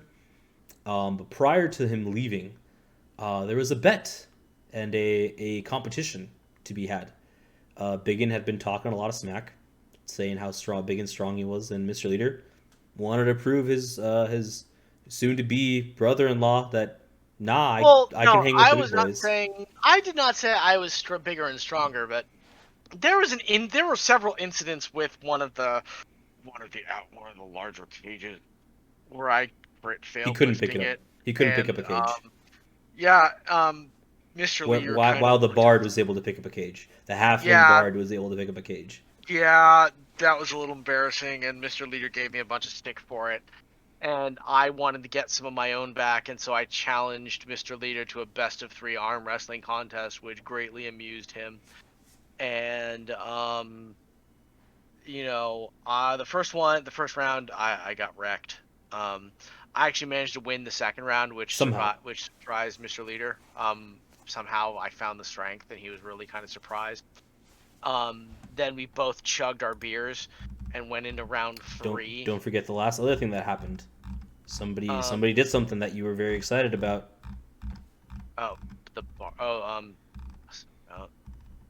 Wait. What did he do? The bard gave inspiration. Yeah, the bard gave me inspiration, like do it for Furby. Something Which to that also effect. inspired Mr. Leader. Yeah, he gave inspiration to both of us, and Mr. DM, would you like to point out how close this roll was? Sure, yeah. So, Mr. Leader rolled a natural 20, which gave him a total combined score of 25. Our boy in blue, the biggin, he rolled an 18, plus the rest of his stuff. Unfortunately, after that, Mr. Leader also rolled a natural 6 on his roll, while the biggin rolled a 4 on his inspiration roll. So it was close. If it was closer to a tie, may have given it to the biggin. But just with the natural 20, it was really, really hard to give that to him, unfortunately. Yeah, honestly, once Rengo explained it, I couldn't be mad about it. I was like, it's a fair cop. Because he actually rolled well, and he was real excited. He thought it was his to lose, and it was his to lose. Yeah, I honestly got a little overexcited and kind of I didn't talk smack, but I thought I'd actually done something really cool, and was kind of excited. And didn't happen. Didn't go my way, but it was still considered cool. Yeah, and it lit a fire in Mr. Leader's eyes, if you remember. Yeah, and Mr. Leader got all excited, and he's like, "Okay, I'm going after I get you guys squared away. I'm going back to your village, and I'm going to go confront your father, and I'm going to prove that I'm good enough to be with your sister." And I kind of got a modicum. Suffice to say, my opinion of Mr. Leader increased from that point forward, just because I could not really believe that he was a deadbeat, and I had to. I said, okay, if you're gonna do right by my sister, I'll stand by you. And yeah. So Mr. Leader and my opinion overall of Mr. Leader improved. Yep, and that's kind of where we ended that session, which was session number 8. The next morning, we had session 9, which was our last session, which kind of brings in Ulrich, person 34. He decided to be a guest player / NPC player for me. But 34, do you want to give, I guess, some backstory onto your experience with D&D and perhaps why you were interested in joining our really rowdy group of players? Sure. So I've been DMing for 20 years now, since early high school, I think even middle school. So it's been a while. And typically I'm the DM. I think I've been a player once or twice. And I currently have my own game going. But, it's always nice to branch out. So I was invited to sort of sit in and play a role. So I jumped at that. And then after session 9, I was like, why not? I'll throw my hat in as a player. Yeah. And so that's what brings us to session 9. Yeah, and it's great for me. I'm a fresh DM. This is my first kind of campaign, so it's great having a seasoned veteran kind of help me out with tips and tricks, as well as like hey, person 34, am I doing this rule correctly? Am I doing this correctly? Just have somebody there as like a buffer, so I'm not constantly like, oh, I got to search that up on YouTube or I got to search that up on Google. So yeah, I'm very fortunate and very happy to have him come along on my adventure. Hopefully he helps me out. Maybe I can learn something. Obviously, I'm gonna learn many things from him. But who knows? Maybe he'll like something that I do, and want to bring that into his kind of DMing prowess. So session 9, which is the last session, kind of brings in person 34. So he'll be having some narration as well. Ulrich, person 34, has been very quiet up until now because his first session was last week. So in the morning, everybody kind of woke up, and Lando had got a message to kind of see the snail as soon as possible. Fortunately, the rest of the group didn't end up coming. After Lando explained that getting a summons from the snail is not a light thing. You should definitely take that seriously, especially if you're interested in joining Zentarum. And unfortunately for me, enough members were interested in either hearing the snail out or joining the Zentarum, so didn't split the party. Splitting the party is very rough as a DM, trying to juggle a few things in the air at the same time, give everybody the same amount of time, same amount of speaking power, etc. So yeah, lucky for me, they kind of all ended up going to the same place, which was this wonderful temple. Admittedly, Brooke almost didn't do it. Yes, but the whole Zentarum / snail thing kind of kept him in line with everybody else. But yeah, they ended up going to the temple. Lando talked to the acolyte that was going to help them get into the snail's office. They enter in, and this is a huge winding cave. Kind of circles, lots of back and forths. The surprising thing about it is it takes about an hour for them to get from here to here, which is not a significant distance if it was a straight line. But the amount of zigzagging and kind of there's this number 5, this little like gateway tunnel into getting in there. A lot of different zigzagging gateways and false entrances that lead to nothing, or like traps and stuff like that. So fortunately for this group, Lando being a former employee of the snail, he knows how his way around, but it does take a while. And they end up in a waiting room, waiting for the snail to kind of talk to them. And when they get into this waiting room, they notice that there's a man there that Lando's not a huge fan of. Did Lando unveil his power, his ability, bitch slap? That was previously as he tried to keep Brooke in line with his famous bitch slapping powers. So for the group, Lando is a dwarf barbarian, Storm Herald, currently level 3. He was picked up from a tavern. He was known for bar fights. So that's where he gets his famous bitch slapping power from. Mr. Leader picked him up from one of those bars as he attempted to fight with Mr. Leader.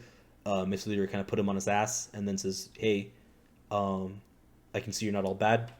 I would love for you to be my first student, as I'm kind of rehabilitating myself at the same time. And that's kind of where Lando and Mr. Leader's bond is kind of really cemented. And over the past 6 months or so, they've helped build and form this Mr. Leader's rehabilitation program. So as much as Mr. Leader would like to say that is his project, it's not just his. Lando has had a key part in helping him grow as a teacher, grow as a mentor, and kind of grow the group, as it were, as Lando does a good amount of recruiting himself within the town of Daggerford and a few other surrounding towns.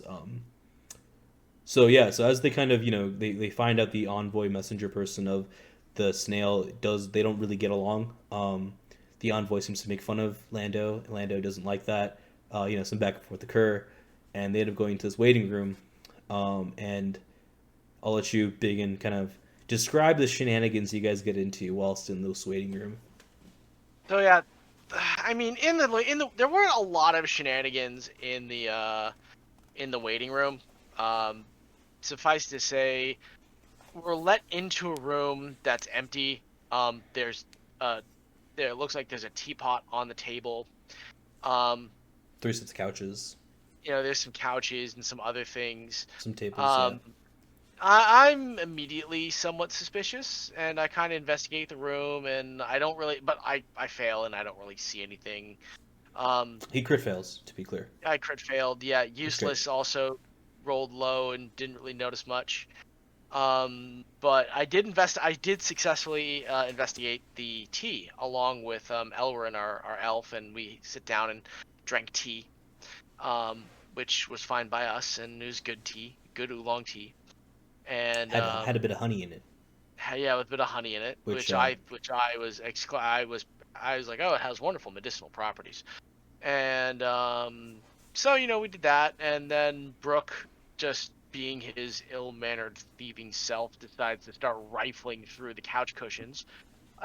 When the snail suddenly pops out of nowhere and it just laughs at him and remarks on our poor manners, and to which I have to again apologize for Brooke being an ill-mannered lout. So while that's done, the snail gives the group, specifically Lando, a quest to kind of get out of his debt to the Zentarum and to the snail. The group then finds out that the only reason Lando was able to get out of the Zentarum is due to Mr. Leader. Mr. Leader and the snail kind of go way back, childish friends, as it were, childhood friends. And Mr. Leader had racked up quite a bit of favors from the snail, so he had cashed in a favor or two to kind of get Lando out, which was very unheard of in Zentarum. Typically, you're out in a body bag or you're expelled, excommunicated, and you're not allowed to be around any Zentarum people, any Zentarum places.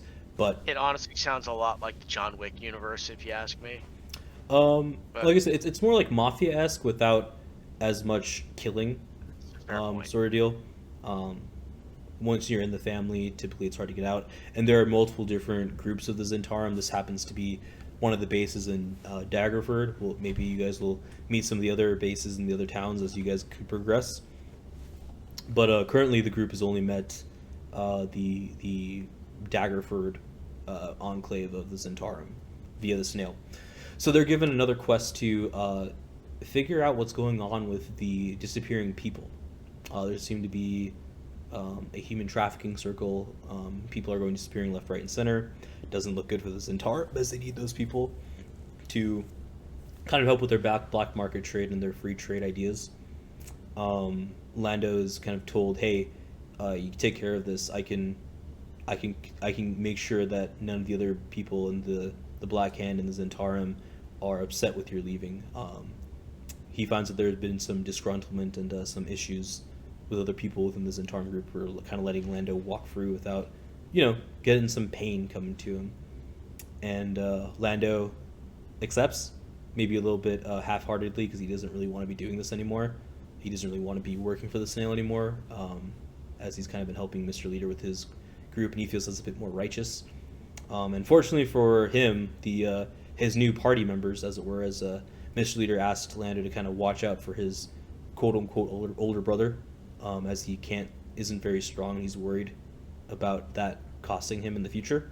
So he sends Lando along, to kind of help him as like a favor to Mr. Leader, kind of for really saving his life from a path of darkness that he was on. So the snail kind of shoos them out.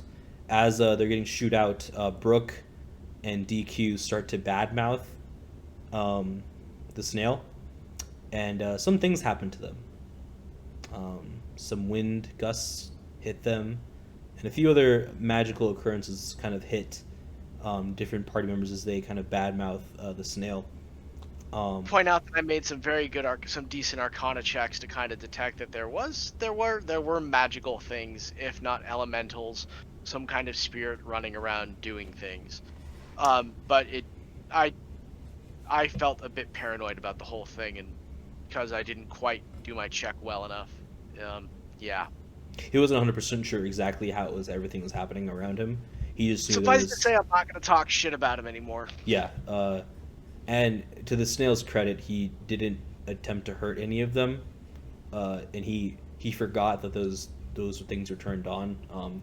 He kind of explains to the group that he's got a set of retainers that are very overprotective. He feels over him, so that they're the kind of cause for all those supernatural effects and magical effects kind of occurring to them as they shit talk him is what they were doing.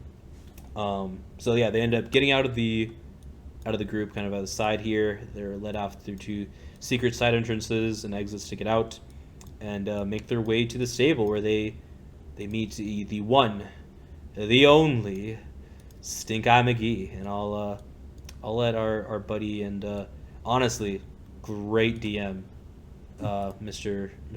Person 34, take it away. Yeah, so Stink Eye, the big man, he burly, very welcoming of the group as they come in, because he is the owner of this establishment, a stable. Obviously, he wants his customers to be happy. He has a nice southern drawl to it. Trying to remember or come in with a good reason to use the southern drawl right now, but yeah, and the group comes in looking for horses and carts, and no one offers any money, so this does not rub him the right way. I offered money. For only a cart? Well, I didn't know how much the horses would cost. He did say a couple of times how much the horses would cost. Feel free to reiterate. This is a recap, so you can reiterate how much everything was. Yeah. Yeah. It was 100 gold for like the horse, I think. For one horse, yeah, which is reasonable. So, but again, nobody offered any counter or even suggested. Out that Brooke tried to lowball you, like really lowball you. Yeah, ridiculous. Like I think it was like 40 gold for 3 horses. Yeah. Which and was then he got amazing. Mesmerized by like your swords. Right, yeah. So he's also purveyor of weapons. He has a small rack with weapons that are hand forged by Stink Eye. And during that is when Mr. Leader sent out a sending. Not Mr. Leader. You guys.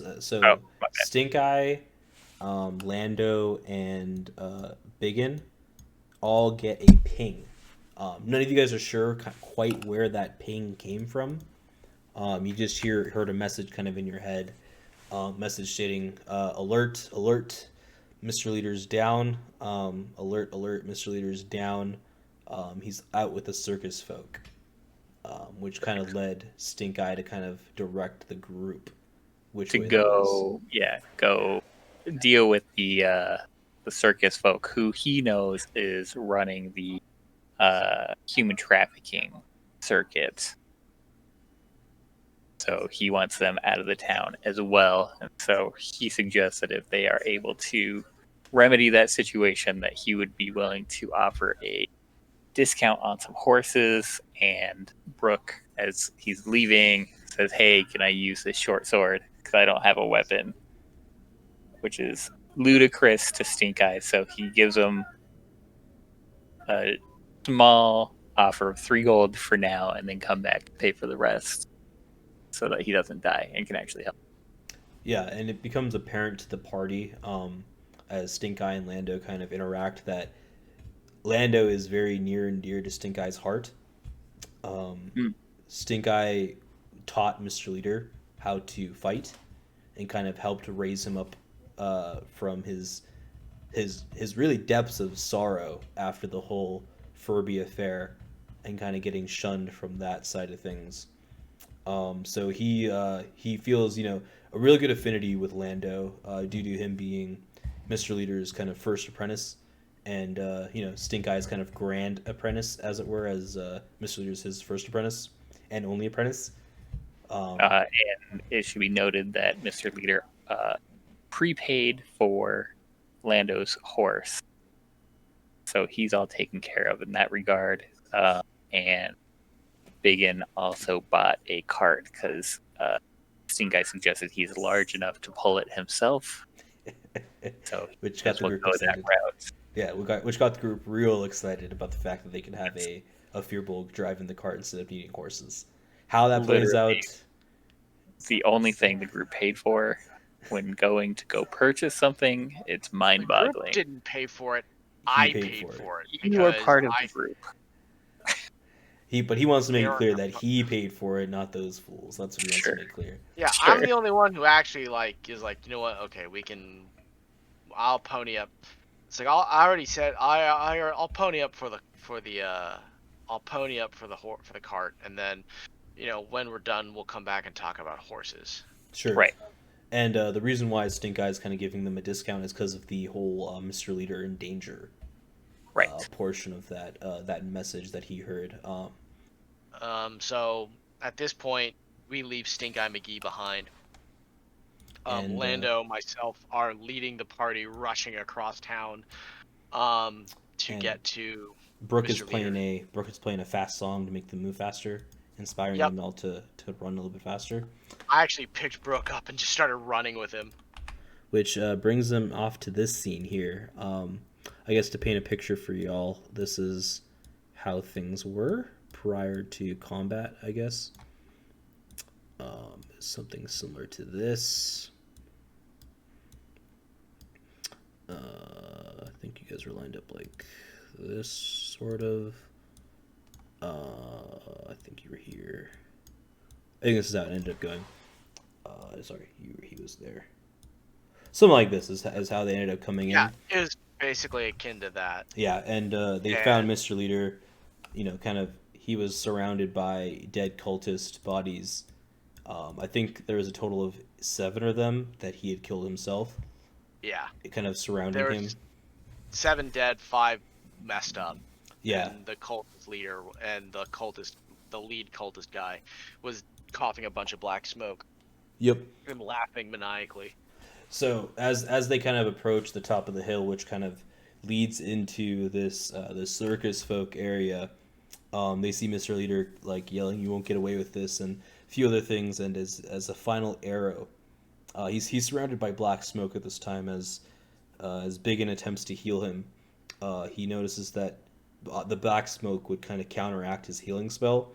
So, but right before he casts, he pulls it back, and as he pulls it back, Mr. Leader kind of hears them coming and takes an arrow right to the thigh, kind of knocking him down prone as he lays unconscious, which kind of rallies Lando and Biggin to kind of get things done in this combat. So, if you'd like, I can sure. kind of explain what happens. So, this guy over here is kind of like the second in command, and he's the guy that shot Mr. Leader. So he retreats back here after shooting Mr. Leader as well out of range. This guy is all cackling and laughing, black smoke. Let's see. Lando goes and this guy moves down. Lando engages him. One of the cultists comes down here and engages Brooke, fights Brooke. Useless actually starts doing some really good combat casting. I had a notoriously bad initiative roll, so I'm kind of at the end. Elwarin actually basically kills this guy in one shot with his arrow. Useless hits him with a magic missile. So and then if we're to rewind this a bit more, shoots him down. If we're to rewind this a bit more, prior to any of that happening, the cultist here, which was actually happened to be run by Person 34, kind of messed up our good friend DQ to the point where he was stunned. Yeah, you're right. would you like to, I guess, describe your Person 34, describe what you did, because you Yes. hit him bad. You got him real Well, good. the cultist, being a proficient magic user, used the spells that are available to him upon seeing a threat to a leader and the group. So he summoned a phantasmal weapon. It was a scythe, to attack the rogue.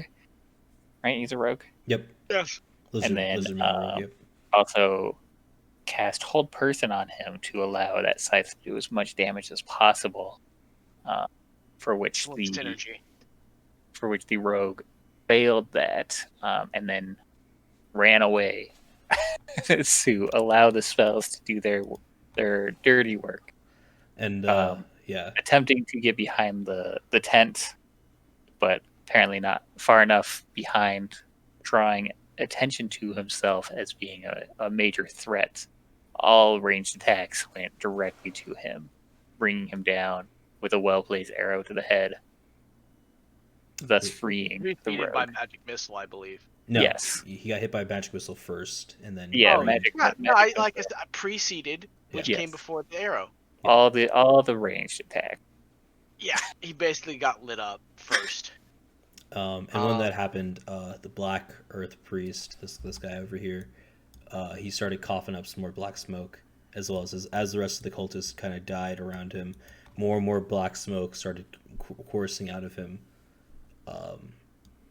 And it was we realized that if we took down all the cultists, we could basically take down the Black Earth lead, the Black Earth mage.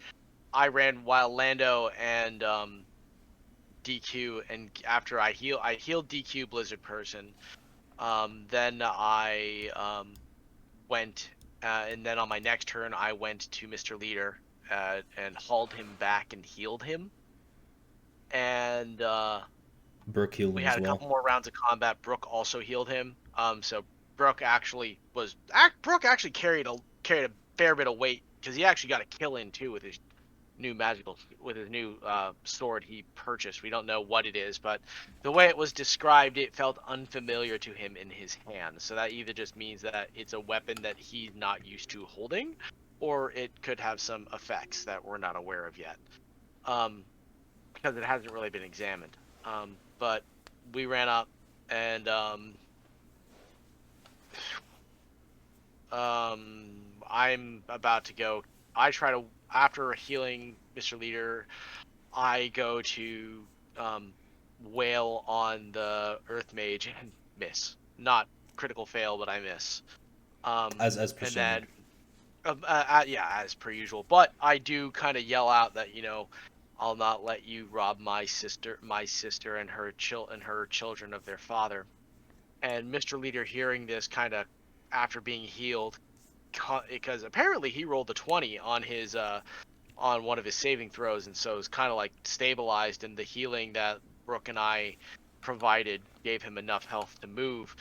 Mr. Leader proceeds to jump over me and just start wailing on the Black Earth Priest in a rage, like full on barbarian rage. And you guys, And and you noticed, Biggin, that his eyes were, that fire, that passion you saw before seemed to be a bit tainted with black, more so than you would have been surprised by. There's a bit of a dark fury there, which was kind of it unnerved you a bit. Yeah, it unnerved you a little bit. And DQ, who has also been healed up at this point, sneaks behind the Earth Mage, and actually, does he deliver the coup de grace? Yes, he does. At this point, he does. Yeah, he delivers the coup de grace and just stabs him right through the back with his knife, with his dagger, and I'll finish it up. I'll finish it up. Yeah. Take it away. As the final, I guess, this rapier stabs the priest through the back and kind of up into his heart, he starts cackling, and more black smoke starts to disappear and like fall out of his mouth. He says, "Ha ha ha! You think you can kill me? I know death. You know nothing of death. As long as my presence survives, I shall live on." As he says that final thing, this huge tornado of black smoke erupts. I guess for clarification, the way that the positioning ended up was something similar to this. I believe you were here. You got pushed away by Mr. Leader as this black kind of tornado kind of enveloped both of them. He pushed you out of the way, and it envelops DQ and Mr. Leader, and certain things happen to both characters. Nobody outside of those tornadoes are kind of aware of what's happening, but once the kind of the that tornado kind of dissipates and everybody kind of sees everything afterwards, they notice that some of the black smoke kind of goes into DQ and goes into Mr. Leader, and they seem a bit different than when they were prior to this. And that's pretty much where we ended on session 9, and this is kind of where we will be picking up back again for the next session we start. Hopefully you guys enjoyed this recap of 9 episodes and oh god, it's like 2 hours unedited. But yeah, that's kind of where we're at. This is our story so far. If you want to keep watching, go ahead. Person 34, Biggin, they'll be here. You'll hear some excellent voices by both of them, as well as the rest of our crew, who unfortunately couldn't make it tonight, as it is the Christmas season and all of that. But yeah, hopefully you guys stick around. Any last words, Biggin, person 34? I'm honestly looking forward to the next session. I have written in all caps that I have to make sure I do Arcana checks to make sure that DQ and Mr. Leader are okay, because I'm pretty sure they're cursed or they're bearing a curse mark at this point. Person 34, as you had to unfortunately skip out a little bit at the end of our session 9, any thoughts or any kind of parting words or hopes perhaps for this party? No, I am excited to bring a bit of Class professionalism, mediation to the group. We'll say that. Yeah, that definitely might be necessary, especially with the way these guys play the game. Not to say that it's bad or anything. It's spicy. It's definitely spicy at times. To their to I guess the group's good sense, they do play off of my ad-libbing. Well, perhaps ad-libbing, perhaps planned, but to them it's all a surprise. They all play off of it very well, and they definitely help me kind of improve. So if you guys end up joining us on this adventure, you'll kind of see my DMing skills get better, as well as the group's kind of dynamic shift and change, and kind of continue to work together to make this a much more fun campaign. And if you like it, feel free to follow along. If you don't like it, you can please let me know if I'm doing something wrong. I would love to get feedback on my DMing and anything else that I can fix as I kind of continue to grow as an early DM and kind of find my groove. Hope to see you guys soon. Bye.